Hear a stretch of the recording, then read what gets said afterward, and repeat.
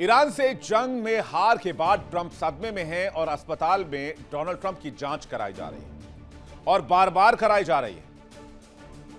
America जंग में हार मान जाता है तो किस तरह धोखे का सहारा लेता है, यह भी आपको बताएंगे और यह भी बताएंगे कि कैसे ईरान में रिजीम चेंज करने की कोशिश की जा रही है। तो शुरुआत दो लाइन से करता हूं कि जंग जीतने का हौसला न था जिनमें, जंग जीतने का हौसला न था जिनमें, वो अब धोखे का सहारा लेते हैं।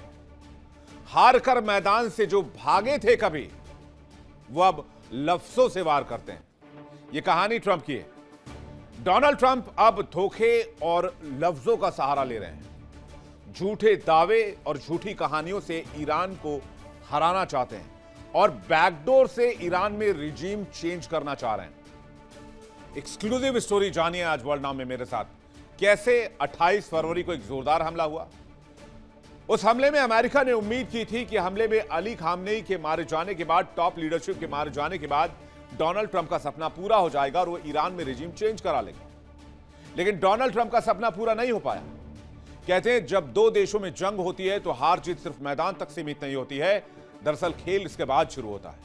ईरान और अमेरिका के बीच की लड़ाई में भले ही गोलीबारी रुक गई हो, लेकिन वॉशिंगटन का दिमागी मशीनरी अभी तक तेहरान की सरकार को नेस्तनाबूद करने के मंसूबे बुन रही है। यह सिर्फ परमाणु कार्यक्रम की बात नहीं है, पूरे इस्लामिक गणराज्य के ढांचे को ध्वस्त करने की योजना है। यानी मुख्य बिंदु यही है। क्यों कहते हैं डोनाल्ड ट्रंप कि बहुत जल्द डील होने वाली है? क्योंकि ट्रंप को यह भरोसा दिया गया है कि सीआईए या डीप स्टेट बहुत जल्द ईरान में रिजीम चेंज कराने में कामयाब हो जाएंगे। इसलिए माना यह जा रहा है कि जंग में हारने के बाद ट्रंप धोखे का सहारा ले रहे हैं।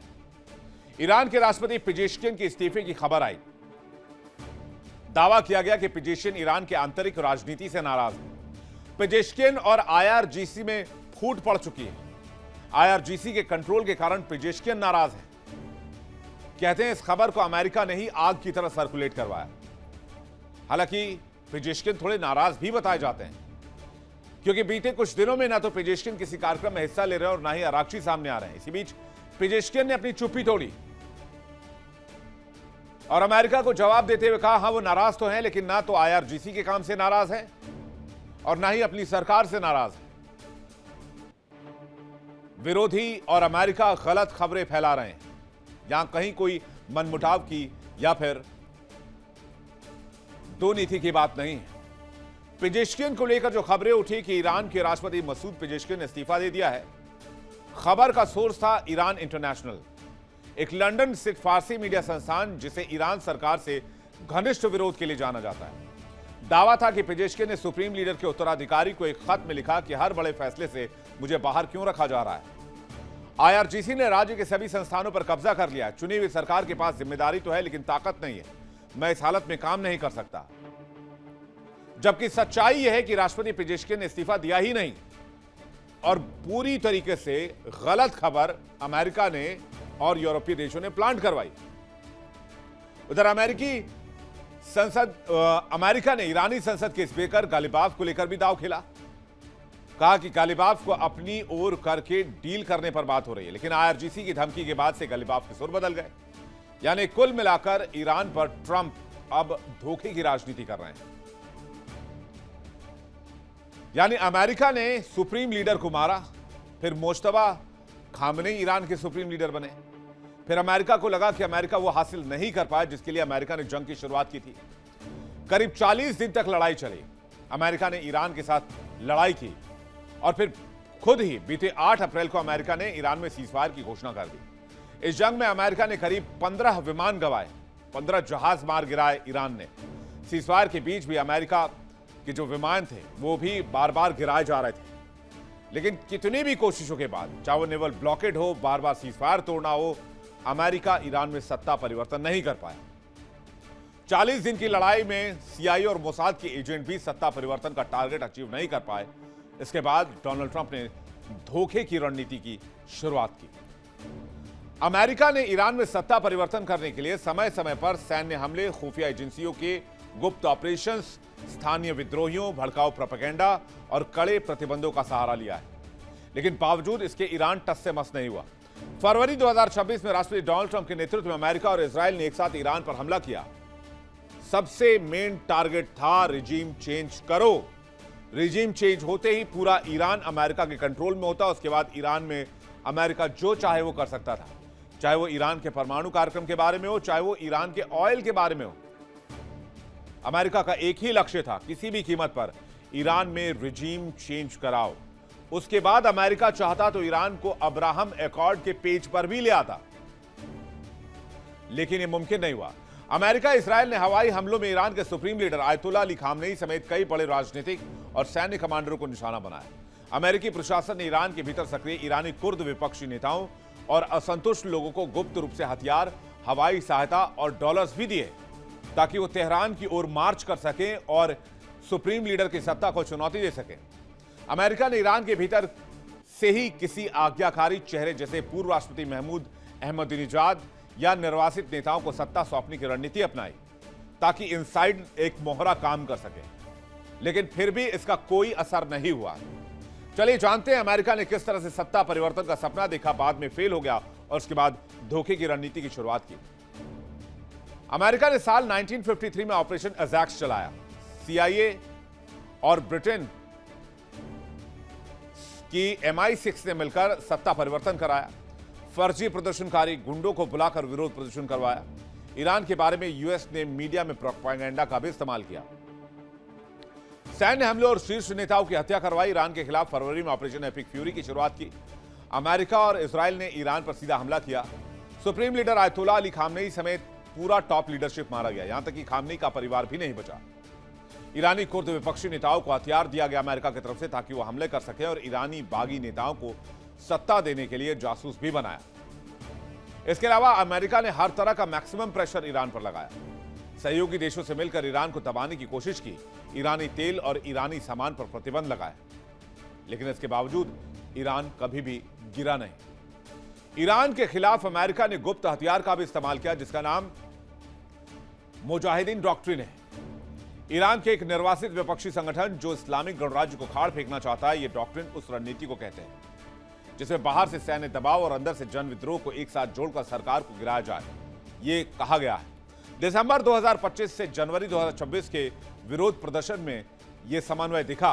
मकसद यह था कि सरकार के खिलाफ लोगों को भड़काओ और फिर बाहरी सपोर्ट से वहां की सरकार को गिरा दो, लेकिन यह योजना भी काम नहीं आई। इसके लिए अमेरिका ने कोई कसर नहीं छोड़ा। अमेरिका ने हर तरह की अशांति फैलाने की कोशिश की, लेकिन किसी भी हाल में अमेरिका इस मकसद में कामयाब नहीं हो पाया। अमेरिका ने जंग की कोशिश की, लेकिन वहां भी उसे कामयाबी नहीं मिली। वहां भी ट्रंप को मुंह की खानी पड़ी। फिर सीजफायर के बीच डील पर भी सहमति नहीं बन पा रही। उधर CIA और मोसाद के एजेंट्स मुश्तबा खामनेई को अभी भी ढूंढ रहे हैं। खबर है कि मुश्तबा को निपटाने के लिए अमेरिका बार बार प्लान रच रहा है, लेकिन इस पर IRGC पानी फेर दे रहा है। अमेरिका का मानना है कि अगर मुश्तबा को हटा दिए तो फिर ईरान में सत्ता परिवर्तन पॉसिबल है। और आपको याद होगा कि पाकिस्तान की फील्ड मार्शल आसिम मुनीर अभी ईरान के दौरे पर थे। माना यह जा रहा है कि आसिम मुनीर को ईरान पहुंचाने के पीछे CIA का एकमात्र मकसद था कि किसी तरह से मुश्तबा के लोकेशन की जानकारी मिल जाए। और इसके लिए खबर यह भी आई थी कि आसिम मुनीर मुश्तबा से मुलाकात करके अमेरिका का खास संदेश देना चाहते थे। दरअसल वो संदेश नहीं था। मुनीर CIA एजेंट की तरह ईरान पहुंचे थे। तो मुश्तबा को क्यों ढूंढ रहे हैं CIA और मोसाद के एजेंट, ये भी जान लीजिए। लगातार ट्रैक करने में लगे हुए हैं। एजेंट्स मुश्तबा को ढूंढ रहे हैं, कुछ पता नहीं चल पा रहा है। ईरान में सुप्रीम लीडर बनने के बाद से उन्हें अज्ञात जगह पर रखा गया है, क्योंकि ईरान जानता है कि उनको सबसे ज्यादा थ्रेट है इजराइल और अमेरिका से, मोसाद CIA से। मुश्तबा खामनेई फिलहाल ईरान के सुप्रीम लीडर है। मुश्तबा सिर्फ IRGC के बड़े कमांडर के साथ मिलते हैं। युद्ध की रणनीति पर मुश्तबा ही अंतिम कमान देते हैं। इस समय किसी सीक्रेट बंकर में मुश्तबा को सुरक्षित रखा गया है और मुश्तबा को मारने के लिए अमेरिका इजराइल एड़ी चोटी का जोर लगा चुके हैं। मुश्तबा को मारकर ईरान रिजीम चेंज करना चाहता है। यूएस, आपको बता दें कि मुश्तबा अगर मारे गए तो भी रिजीम चेंज नहीं होगा, यह भी अमेरिका जान ले। क्यों नहीं होगा यह भी मैं आपको बताऊंगा, क्योंकि वहां कोई दूसरा सुप्रीम लीडर आ जाएगा और ईरान के लीडरशिप को कुछ इसी तरीके से डिजाइन किया गया है। वहां पर सुप्रीम लीडर बनने के लिए कमेटी है जिसमें करीब 80 लोग रहते हैं। इन सबके बीच 31 मई 2026 की रात तेहरान में IRGC जनरल वाहिद हकान की हत्या कर दी गई, जो अप्रैल 2026 में हुए युद्ध विराम के बाद ईरान के भीतर पहला बड़ा और सफल हाई प्रोफाइल हमला है। यह घटना बताती है कि सतह पर युद्ध विराम होने के बावजूद पर्दे के पीछे से अमेरिका रिजीम चेंज कराने में लगा हुआ है और वो IRGC के कमांडर्स को भी ढूंढ रहा है। दरअसल जनरल हकान ईरान के बेहद संवेदनशील और रणनीतिक रूप से महत्वपूर्ण टेक्नोलॉजी और सैटेलाइट कार्यक्रमों की देखरेख कर रहे थे, यानी ईरान को इस जंग में बड़ा झटका लगा है। वो IRGC से जुड़े विशाल इंजीनियरिंग समूह कदम अल आंबिया और ईरानी सरकारी ब्रॉडकास्टर के बीच आपसी सहयोग का मुख्य चेहरा थे। खुफिया रिपोर्ट्स की माने तो जनरल हकान को तेहरान के अंदेशा इलाके में उनके घर के पास बेहद सटीक गोलीबारी या एक छोटे विस्फोटक उपकरण के जरिए निशाना बनाया गया। आधिकारिक तौर पर इस गुप्त ऑपरेशन की जिम्मेदारी किसी ने नहीं ली है, लेकिन मानना यह है कि इजरायली खुफिया एजेंसी मोसाद इसके पीछे है, क्योंकि उनके घर के पास कुछ दिन पहले कुछ अनजान लोग भी देखे गए थे। तो एक तरफ खुफिया एजेंसी और धोखे की चाल, दूसरी तरफ डील की बात और फिर से हमले का एक्शन, ये सब जारी है। अमेरिका ने आज ईरान के सैन्य ठिकानों पर फिर हमला किया है। खबर है कि अमेरिकी सेना यानी कि US सेंटकॉम ने दक्षिणी ईरान के तटीय शहर गोरुक और केश्म द्वीप पर स्थित सैन्य ठिकानों को निशाना बनाया है। खबर है कि अमेरिकी लड़ाकू विमानों ने विशेष रूप से ईरान के ड्रोन कमांड और कंट्रोल सेंटर्स, रेडार सिस्टम और एयर डिफेंस प्रणालियों को तबाह किया है। अमेरिकी सेंट्रल कमांड के मुताबिक यह एक रक्षात्मक कार्रवाई थी। दरअसल कल ईरान ने अंतर्राष्ट्रीय हवाई क्षेत्र में उड़ रहे अमेरिका के एक MQ-1 प्रीडेटर ड्रोन को मार गिराया था, जिसके जवाब में अमेरिका ने कदम उठाया है। अमेरिका का कहना है कि इन ठिकानों से समुद्री मार्गों में जहाजों को निशाना बनाने वाले ईरानी ड्रोन ऑपरेट किए जा रहे थे, इसलिए इन्हें टारगेट किया गया। अमेरिका ने ईरान में क्या तबाही मचाई है, यह भी आप देख लीजिए। खबर यह है कि ईरान के ऊपर अमेरिका ने एक बार फिर से हमला शुरू किया है। गोरुक में रडार सिस्टम और कमांड सेंटर को निशाना बनाया गया है। केश्म द्वीप के पास ड्रोन कंट्रोल साइट्स को निशाना बनाया गया है। फाइटर जेट्स ने ईरान के एयर डिफेंस सिस्टम को तबाह किया है। एक ग्राउंड कंट्रोल स्टेशन और 2 वन वे अटैक ड्रोन तबाह किए गए। और ये दोनों जगहें कितनी इंपॉर्टेंट हैं, जरा मैप के जरिए आपको दिखाने की कोशिश करते हैं। गोरुक जो है और केश्म द्वीप जो है वो ईरान के दक्षिणी तट पर स्थित एक रणनीतिक क्षेत्र है।